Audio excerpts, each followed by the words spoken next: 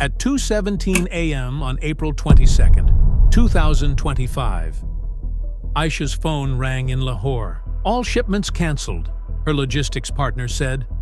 A terrorist attack in Pahalgam, Kashmir, killed 26 tourists, sparking a crisis between India and Pakistan. Trade routes collapsed overnight. Chip shortages loomed as supply chains faltered, threatening global tech hubs. Businesses from New York to Tokyo felt the shockwaves, from factories to retail shelves. India-Pakistan trade, down to $1.2 billion in 2024, halted completely. Past conflicts, like Kargil 1999, slashed commerce by 40%. Who wins and who loses in this economic chess game? This isn't just a regional conflict. It's a global economic chessboard, reshaping industries and livelihoods worldwide. The war between India and Pakistan didn't start with missiles. It began with trade embargoes and broken alliances. Since the 1947 partition, India built a $4.2 trillion tech-driven economy, while Pakistan's $348 billion economy leaned on agriculture and trade corridors.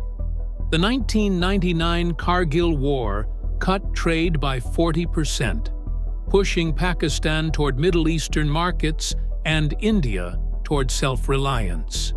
The 2025 Pahalgam attack, killing 26 pilgrims, led to India's military strikes. Pakistan countered with new trade ties to Central Asia, seeking to bypass India's embargoes.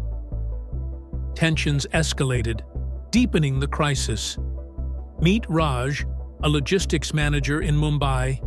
His company moved millions in goods through the northern corridor until border closures upended his world. His team worked late nights, grappling with cancelled contracts as suppliers scrambled. "How do I explain geopolitics to my 6-year-old?" he asked, missing another family dinner. Aisha, in Lahore, faced similar losses. Her textile business stalled. Behind every economic crisis are human stories, from boardrooms to family homes. When a major trade corridor shuts down, shockwaves hit global markets hard. Headlines warned, textile chaos threatens global revenue.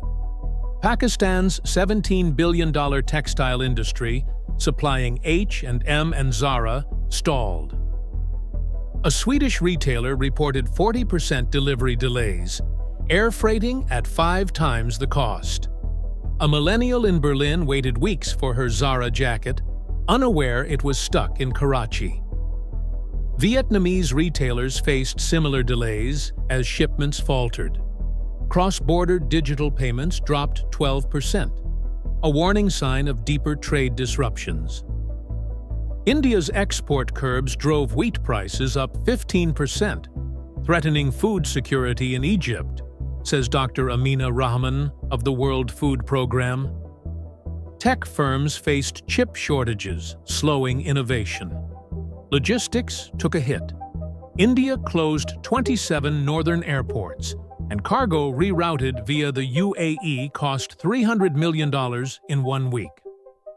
For Raj, every rerouted shipment meant lost revenue. But while some industries falter, others seize the moment to thrive. Which industry faces the biggest hit? Textiles, agriculture, or logistics? In a crisis, winners don't react. They adapt first. India's Tata Consultancy Services secured chip contracts from Intel as Western firms avoided South Asian risks. Vietnam's VinFast rerouted logistics through Singapore, cutting delays by 30%. Scenario planning saved a German retailer millions.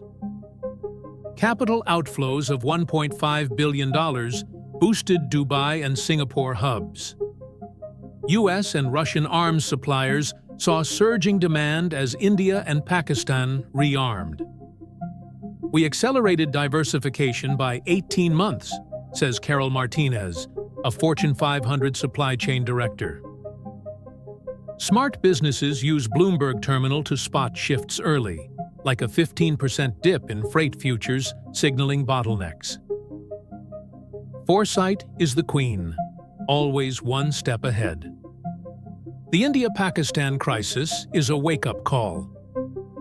Plan scenarios with Reuters icon. Dr. Helena Kwan advises testing unlikely outcomes. Diversify supply chains, like an automaker that maintained 97% fulfillment rates. Small and medium-sized enterprises can use free trade reports or local partnerships to stay resilient. Monitor markets with Bloomberg Terminal for signals like currency swings. Post-crisis, renewed trade agreements could unlock billions in regional growth. Smart businesses act early, turning risks into opportunities. Aisha pivoted to domestic production, securing UAE financing. Raj's company opened a Singapore office. They didn't see the crisis coming, but you can. Join our community at the Capital Compass to stay ahead. Comment below. Which industry takes the biggest hit? Textiles, tech, or logistics? We turn complexity into clarity. Subscribe and follow us to outsmart the chaos. The economic chessboard is shifting. Are you ready for the next move?